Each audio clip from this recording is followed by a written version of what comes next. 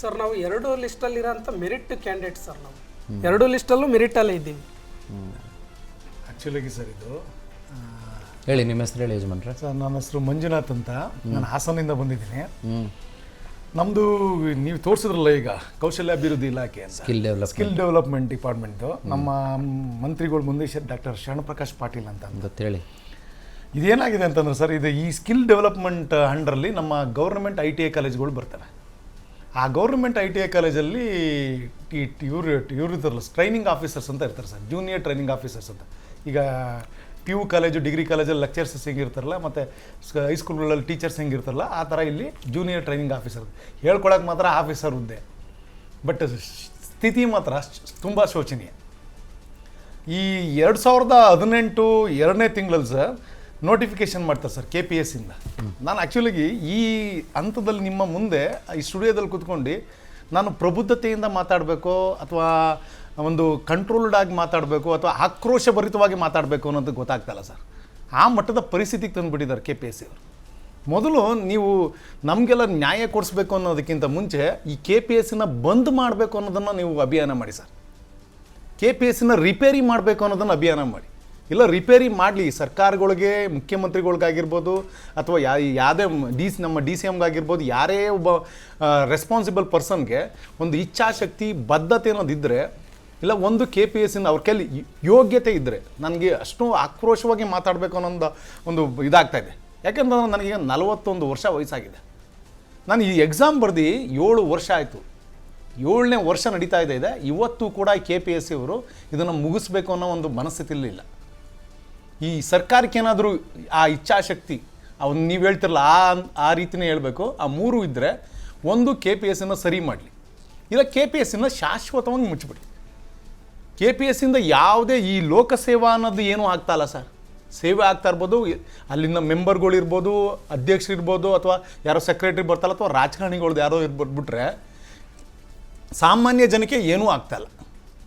ಯಾಕೆ ಅಂತಂದ್ರೆ ಇವ್ರಿಗೆ ಒಂದೊಂದು ಯಾಕೆಂದ್ರೆ ನೀವು ಫಸ್ಟು ಅದನ್ನು ತೋರಿಸ್ಬೇಕಾಯ್ತು, ಅಲ್ಲೆಷ್ಟು ಸಿಬ್ಬಂದಿ ಕೊರತೆ ಇದೆ ಅನ್ನೋದನ್ನ, KPSಸಿ ಒಳಗೆ ಎಷ್ಟು ಸಿಬ್ಬಂದಿ ಕೊರತೆ ಅನ್ನೋದನ್ನೇ. ಒಂದು ವಾರದಲ್ಲಾಗಂಥ ಕೆಲಸನ ಅವರು 1 ವರ್ಷ ಮಾಡ್ತಾರೆ. ಪ್ರತಿ ಸಲನೂ ಪ್ರತಿ ರಿಕ್ರೂಟ್ಮೆಂಟ್ ಪ್ರೋಸೆಸ್ಸಲ್ಲೂ ಇದೆ. ಮೊನ್ನೆ CT ರವಿ ಅವರು ಕೂಡ ಸೆಷನಲ್ಲಿ ಇದೇ ವಿಚಾರ ಹೇಳಿದ್ದಾರೆ. ನೀವು ಹೇಳ್ದಂಗೆ KPSಸಿಲಿ ಎಲ್ಲ ಪ್ರೋಸೆಸ್ಗಳು, ಯಾವುದೇ ಒಂದು ನೇಮಕಾತಿ ಪ್ರಕ್ರಿಯೆ ಆಗಿರಲಿ, ಯಾವುದೂ ಕೂಡ ಸುಗಮವಾಗಿ ಆಗ್ತಾಯಿಲ್ಲ. ಎಲ್ಲದೂ ಕೂಡ ತೀರ್ಮಾನ ಆಗ್ತಾ ಇರೋದು ಇದರಲ್ಲಿ, ನ್ಯಾಯಾಲಯದಲ್ಲೇ ತೀರ್ಮಾನ ಆಗ್ತದೆ. ಇವನ್ ನಮ್ಮ ಪ್ರೋಸೆಸ್ಸಿಗೂ ಅಷ್ಟೇ ಕೂಡ ಸುಪ್ರೀಂ ಎಲ್ಲವೂ ಇವರೇ ಮಾಡ್ಕೋತಾರೆ. ಗೊಂದಲ ಮಾಡಿ, ಆ ಗೊಂದಲದ ಗೂಡು ಅಂತಾರಲ್ಲ, ಗೋಜಲು ಅಂತ ಮಾಡ್ತಾರಲ್ಲ, ಆ ಥರ ಮಾಡಿಬಿಡ್ತಾರೆ. ಇವರು ಒಂದು ನೇಮಕಾತಿ ಪ್ರಕ್ರಿಯೆನ ಶುರು ಮಾಡಬೇಕು ಅನ್ನೋವಾಗಲೇ ಅದಕ್ಕೆ ಬೇಕಾದಂಥ ರೂಪುರೇಷೆಗಳನ್ನ ಸಿದ್ಧಪಡಿಸ್ಕೊಳ್ಳಲ್ಲ. ಆ ಇಲಾಖೆಗೆ ಸಂಬಂಧಪಟ್ಟಂಥ ಏನು ನೇಮಕಾತಿ ನಿಯಮಗಳು ಇರುತ್ತಲ್ಲ, ಅದನ್ನು ಸರಿಯಾಗಿ ಅರ್ಥ ಮಾಡ್ಕೊಳ್ಳಲ್ಲ. ಇವ್ರು ಏನೋ ಮಾಡಬೇಕು ಅಂತ ತಗೋತಾರೆ, ನೇಮಕಾತಿ ಮಾಡಬೇಕು ಅಂತ ಮಧ್ಯದಲ್ಲಿ ಸಮಸ್ಯೆಗಳನ್ನ ಕ್ರಿಯೇಟ್ ಮಾಡ್ತಾರೆ. ಆವಾಗ ಅದನ್ನು ಪರಿಹರಿಸ್ಕೊಳ್ಳೋದಕ್ಕೆ ಇನ್ನೊಂದೇನೋ ಮಾಡ್ತಾರೆ. ಅದ್ರ ವಿರುದ್ಧ ಅಭ್ಯರ್ಥಿಗಳು ಕೋರ್ಟ್ಗೆ ಹೋಗ್ತಾರೆ, ಇಲ್ಲ ಇವ್ರು ಕೋರ್ಟ್ಗೆ ಹೋಗ್ತಾರೆ. ಈಗ ನಮ್ಮದು ಕೂಡ ಏನಾಗಿದೆ, ಇವರೇ ಹೈಕೋರ್ಟ್ಗೆ ಹೋದರು, ನಾವೇನೋ ಬೇರೆದು ಮಾಡ್ತೀವಿ ಅಂತ ಹೈಕೋರ್ಟಲ್ಲಿ ಏನೋ ಒಂದು ತೀರ್ಮಾನ ಬಂತು. ಅದ್ರ ವಿರುದ್ಧ ಈಗ ಅಭ್ಯರ್ಥಿಗಳು ಸುಪ್ರೀಂ ಕೋರ್ಟಲ್ಲಿ ಹೋಗಿದ್ದಾರೆ. ಸುಪ್ರೀಂ ಕೋರ್ಟಲ್ಲಿ ಅಭ್ಯರ್ಥಿಗಳು ಹೋದ್ಮೇಲೆ ಅದಕ್ಕೆ ಸಂಬಂಧಪಟ್ಟಂಥ ಏನು ಹೋರಾಟ ಅನ್ನೋದನ್ನ ಇವ್ರು ಮಾಡ್ಬೇಕು ತಾನೆ. ಸುಪ್ರೀಂ ಕೋರ್ಟಲ್ಲಿ ಸರ್ಕಾರದ ಪರವಾಗಲಿ ಅಥವಾ ಇಲಾಖೆ ಪರವಾಗಲಿ ಅಥವಾ KPSಸಿ ಪರವಾಗಿ, ಅದ್ರ ಪರವಾಗಿ ಇವ್ರು ಯಾವತ್ತೂ ಕೂಡ ಹೋರಾಟ ಮಾಡಲ್ಲ. ಎಲ್ಲ ಹಂತದಲ್ಲೂ ನೆಗ್ಲಿಜೆನ್ಸಿ. ಈಗ ನಮ್ಮದು ಇದೆ ಸರ್, 2018 ಫೆಬ್ರವರಿ ತಿಂಗಳಲ್ಲಿ ನಮ್ಮದು ನೋಟಿಫಿಕೇಷನ್ ಆಗಿದೆ. ನನಗೆ 6.5 ವರ್ಷ ಆಗ್ತು ಈಗ ನೋಟಿಫಿಕೇಷನ್ ಆಗಿ. 1520 ಪೋಸ್ಟ್ ಕಾಲ್ ಮಾಡಿದ್ರು ಸರ್. ನಮ್ಮಲ್ಲಿ ITI ಕಾಲೇಜಲ್ಲಿ ಟ್ರೇಡ್ ಅಂತ ಬರುತ್ತೆ, ಇಂಜಿನಿಯರಿಂಗಲ್ಲಿ ಹೆಂಗೆ ಮೆಕ್ಯಾನಿಕಲ್, ಸಿವಿಲ್ ಅಂತ ಬರ್ತಾರೆ, ಇಲ್ಲೂ ಅಷ್ಟೇ ಕೂಡ ಫಿಟ್ಟರು, ಟರ್ನರು, ಎಲೆಕ್ಟ್ರಿಷಿಯನು, ಎಲೆಕ್ಟ್ರಾನಿಕ್ಸ್ ಮೆಕ್ಯಾನಿಕ್ಕು ಅಂತ 1520 ಪೋಸ್ಟ್ ಕಾಲ್ ಮಾಡಿದ್ರು ಸರ್. ನಾನು ಎಕ್ಸಾಮ್ಗೆ ಅಪ್ಲೈ ಮಾಡಿದೆ.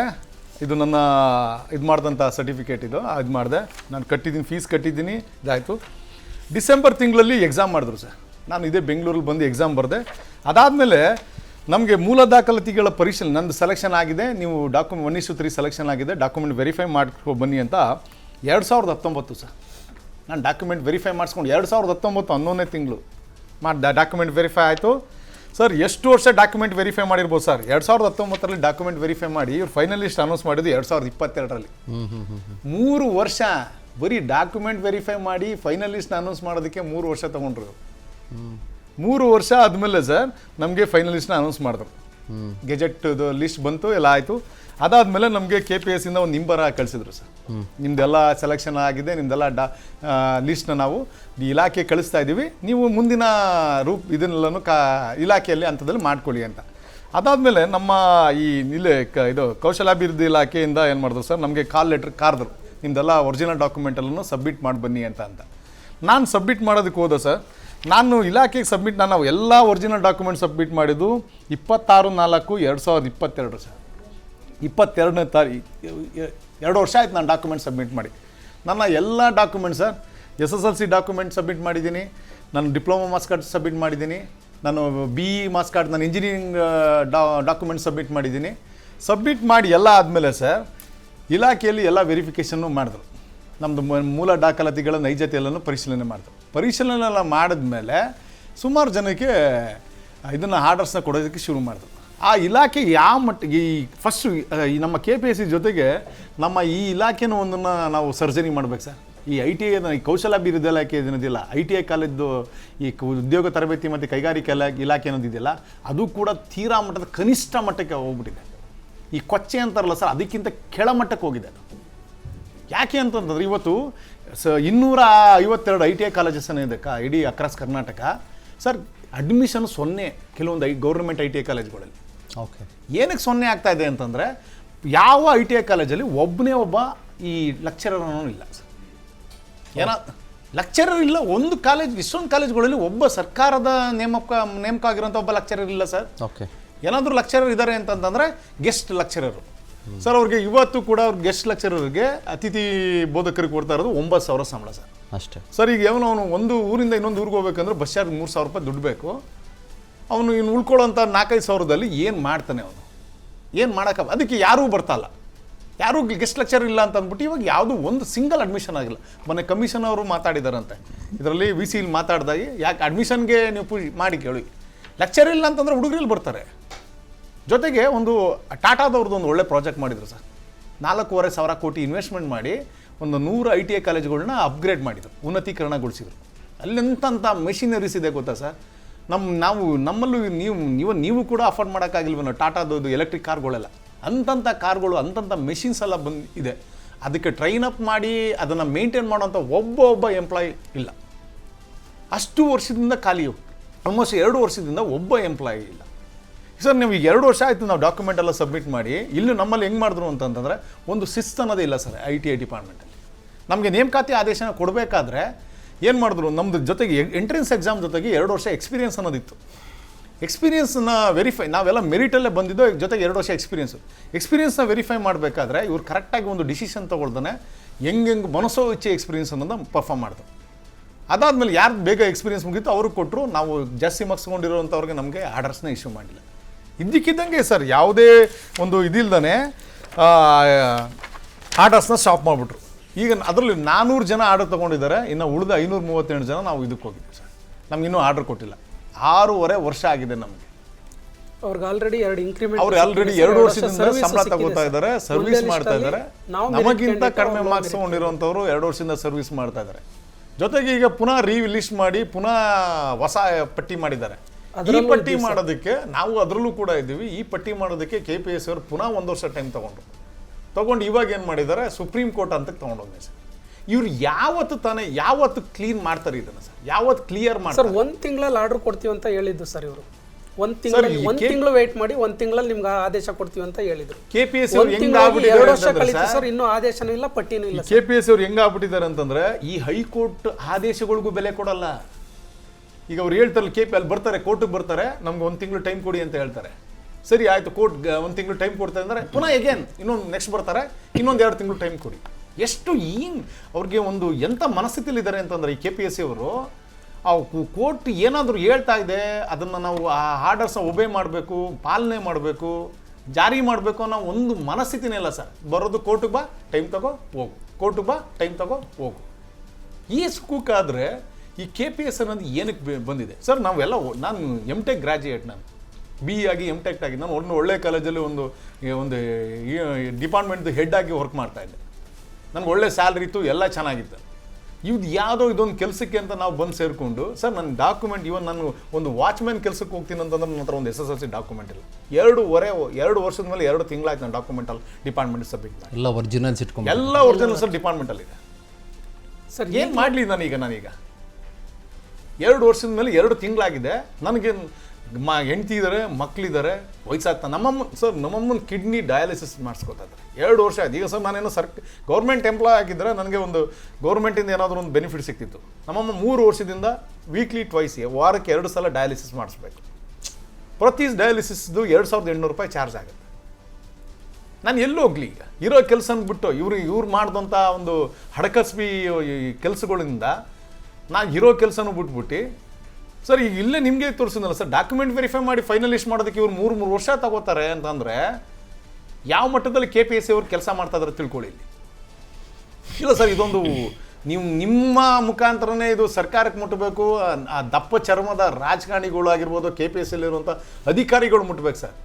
ನಾನು ಸರ್ ಪ್ರತಿ ಬಾರಿ ನಾವು ಸರ್ KPSC ಮುಂದೆ ನಾವು ಇದು ಮಾಡಿದ್ದೀವಿ. ಫ್ರೀಡಮ್ ಪಾರ್ಕಲ್ಲಿ ನಾವು ಸ್ಟ್ರೈಕ್ ಮಾಡಿದ್ದೀವಿ ವರ್ಷಾನುಗಟ್ಲೆ ಸರ್. ಯಾವ ಮಟ್ಟಿಗೆ ಆಗಿದೆ ಅಂತಂತಂದರೆ ಸರ್, ರಾಜಕಾರಣಿಗಳು ಆಗಿ ನಾವು ಮಾತಾಡಬಾರ್ದು, ಮಾತಾಡೋಂಗೆ ಆಗುತ್ತೆ ಸರ್. ಇಷ್ಟು ನಾವು ಇದು ಕೊಟ್ಟಿದ್ದೀವಿ ಸರ್. ಪ್ರತಿ ಸಲ ಮನವಿ ಎಲ್ಲರಿಗೂ ಕೊಟ್ಟಿದ್ದೀವಿ ಸರ್. ಪ್ರತಿ ಮನವಿ ನೋಡಿ ಇಲ್ಲಿ ಸರ್, ಮನವಿ ಕೊಡು, ಅಲ್ಲಿ ಟಪಾಲಲ್ಲಿ ಕೊಡು, ಇದು ಮಾಡು, ಸೈನ್ ಹಾಕ್ಸ್ಕೊಂಡು ಬಾ, ಮನವಿ ಕೊಡು, ಟಪಾಲಲ್ಲಿ ಕೊಡು, ಸೈನ್ ಹಾಕ್ಸ್ಕೊಂಡು ಬಾ ಪ್ರತಿ ಸಲ ಸರ್. ಯಾವ ಮಟ್ಟಿಗಿದೆ ಲಾಸ್ಟ್ ಇವರು ಆಲ್ರೆಡಿ ನಮ್ಮ ಇಲಾಖೆಗೆ ಒಂದು 10 ಜನ ಕಮಿಷನರ್ ಬದಲಾದರು, ಒಂದು 3-4 ಜನ ಮಿನಿಸ್ಟ್ರು ಬದಲಾದರು. ಬಟ್ ನಮ್ಮ ಹಣೆ ಬರ ಅಂತೂ ಬದಲಾಗಲಿಲ್ಲ. KPSCಯಲ್ಲೂ ಅಷ್ಟೇ ಕೂಡ ಸರ್, ಸುಮಾರು ಜನ ಅಧ್ಯಕ್ಷರು ಬದಲಾದರು, ಸುಮಾರು ಜನ ಸೆಕ್ರೆಟರಿಗಳು ಬದಲಾದರು. ಬಟ್ ನಮ್ಮ ಹಣೆ ಬರ ಅಂತೂ ಅಲ್ಲೇ ಇದೆ ಸರ್. ಕೊಳತು ನಾರ್ತಾ ಇದೆ ನಮ್ಮ ಹಣೆ ಬರ. ಆ ಮಟ್ಟಕ್ಕೆ ನಮ್ಮನ್ನು ಹೀನಾಯುವ ಸ್ಥಿತಿಗೆ ತರಿಸ್ಬಿಟ್ಟಿದ್ದಾರೆ ಸರ್.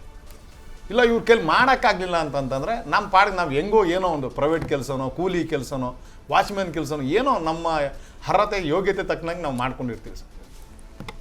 ಇವರೆಲ್ಲ ನಾವು ಕಾಲ್ ಮಾಡಿಬಿಟ್ಟು ಕರೆದ್ಬಿಟ್ಟು ನಮಗೆ ನನ್ನ ಜೊತೆ ವರ್ಷಾನುಗಟ್ಟಲೆ ಓದಿದ್ದೀವಿ ಸರ್. ನಾವು ಎಂಟ್ರೆನ್ಸ್ ಎಕ್ಸಾಮ್ ಮಾಡಿ ಪಾಸ್ ಕ್ಲಿಯರ್ ಮಾಡಿದ್ದೀವಿ, ಮೆರಿಟ್ ಮಾರ್ಕ್ಸ್ ತೊಗೊಂಡಿದ್ದೀವಿ.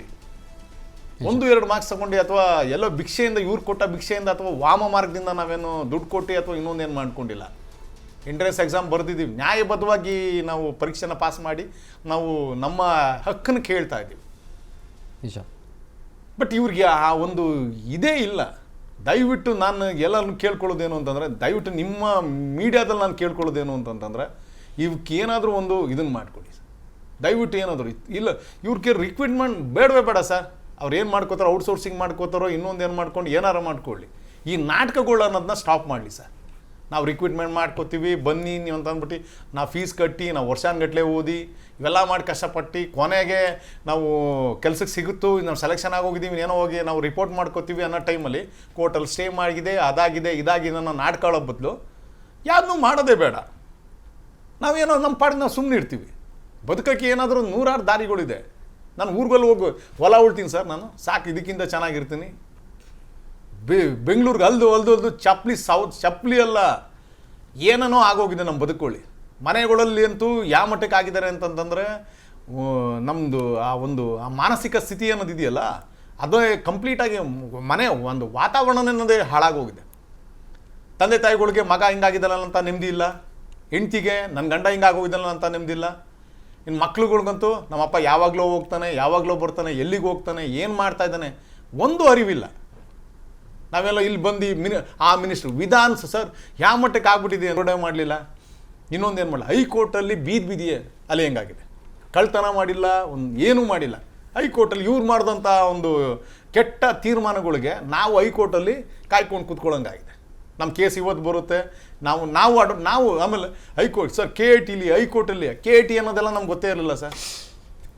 KITಲಿ ಹೈಕೋರ್ಟಲ್ಲಿ ನಾವು ಲಕ್ಷಾಂತರ ರೂಪಾಯಿ ಲಾಯರ್ಸ್ ಇಟ್ಟು ನಾವು ಕೂಡ ಲಕ್ಷಾಂತರ ರೂಪಾಯಿ ಕಳೆದಿದ್ದೀವಿ ಸರ್. ಜೊತೆಗೆ ಸಂಬಳ ಇಲ್ಲ, ಸಂಪಾದನೆ ಇಲ್ಲ. ಈ ಲಾಯರ್ಗಳು ಕೊಟ್ಟು ನಾವು ಇವ್ರು ಮಾಡೋಂಥ ಮಿಸ್ಟೇಕ್ಸ್ಗಳಿಗೆ ನಾವು ಕೂಡ ಕೇಸ್ ಹಾಕ್ಕೊಂಡು ನಾವು ಕೂಡ ಒಬ್ಬ ಫಿರ್ಯಾದುದಾರರಾಗಿ ನಾವು ಕೂಡ ಎಂಟ್ರಾಗಿ ನಾವು ಲಾಯರ್ ಇಟ್ಟು ಅವ್ರಿಗೆ ದುಡ್ಡು ಕೊಟ್ಟು ನಾವು ಕೇಸ್ ನಡೆಸೋಂಗಾಗ್ತದೆ. ಎಲ್ಲಿಂದ ತರೋಣ ನಾವು? ಎಷ್ಟು ಅಂತ ತರೋಣ ನಾವು? ದಯವಿಟ್ಟು ನಾನು ಕೇಳೋದು ಇವತ್ತು ಅಂತಂತಂದರೆ ನನ್ನ ವೈಯಕ್ತಿಕವಾಗಿ ಅಂತ ಕೇಳ್ತಲ್ಲ ಸರ್. ನಮ್ದೆಲ್ಲ ಮುಗಿದೋಯ್ತು, 40 ವರ್ಷ ಆಯ್ತು, ನಮ್ಗೆ ಮುಗಿದೋಯ್ತು ಬಿಡಿ. ನೆಕ್ಸ್ಟು ನಾನು ಹೆಂಗಾಗಿದೆ, ನನಗೂ ಮಗ ಇದ್ದಾನೆ, ನನ್ಗೆ ಹೆಂಗಾಗ್ಬಿಟ್ಟಿದ್ದೀನಿ ಅಂತಂತಂದ್ರೆ ನನ್ನ ಮಗನ್ನ ನಾನು ಈ ಗೌರ್ಮೆಂಟ್ ಜಾಬ್ ಕಡೆ ಸೇರಿಸ್ಬೇಕು ಅನ್ನೋದ್ರ ಕಡೆಗೆ ಕಾನ್ಸಂಟ್ರೇಟೇ ಮಾಡಬೇಡ ನೀನು. ಬೇಕಾದ್ರೆ ಊರಲ್ಲಿ ಜಮೀನಿದೆ, ತೋಟ ಇದೆ, ನೆಮ್ಮದಿಯಾಗಿ ನೋಡ್ಕೊಂಡು ಮನೇಲಿರು. ಈ ಗೌರ್ಮೆಂಟ್ ಕೆಲಸಕ್ಕೆ ಸೇರ್ಕೋತೀನಿ ಅನ್ನೋ ಆಸೆನೇ ಇಟ್ಕೋಬೇಡ ಅನ್ನೋ ಮಟ್ಟಕ್ಕೆ ನಾನು ಪ್ರಿಪೇರ್ ಮಾಡೋ ಮಟ್ಟಕ್ಕೆ ಆಗ್ಬಿಟ್ಟಿದೆ. ಅಷ್ಟು ಹೀನಾಯವಾಗಿ ನಮ್ಮನ್ನು ಇದು ಮಾಡಿಬಿಟ್ಟಿದ್ದಾರೆ ಅವರು. ಅನುಕ್ಷಣದ ಸುದ್ದಿಗಳಿಗಾಗಿ ವಿಸ್ತಾರ ನ್ಯೂಸ್ ಯೂಟ್ಯೂಬ್ ಚಾನೆಲ್ ಸಬ್ಸ್ಕ್ರೈಬ್ ಮಾಡಿ. ಹೊಸ ಸುದ್ದಿಗಳ ನೋಟಿಫಿಕೇಶನ್ಗಾಗಿ ಬೆಲ್ ಐಕಾನ್ ಕ್ಲಿಕ್ ಮಾಡಿ. ಲೇಟೆಸ್ಟ್ ಅಪ್ಡೇಟ್ಸ್ಗಾಗಿ www.vistaranews.com ವೆಬ್ಸೈಟ್ಗೆ ವಿಸಿಟ್ ಮಾಡಿ. ಅಂಗೈಯಲ್ಲೇ ಜಗತ್ತಿನ ಸುದ್ದಿ ತಿಳಿಯಲು ವಿಸ್ತಾರ ನ್ಯೂಸ್ ಕನ್ನಡ ಆಪ್ ಡೌನ್ಲೋಡ್ ಮಾಡಿ.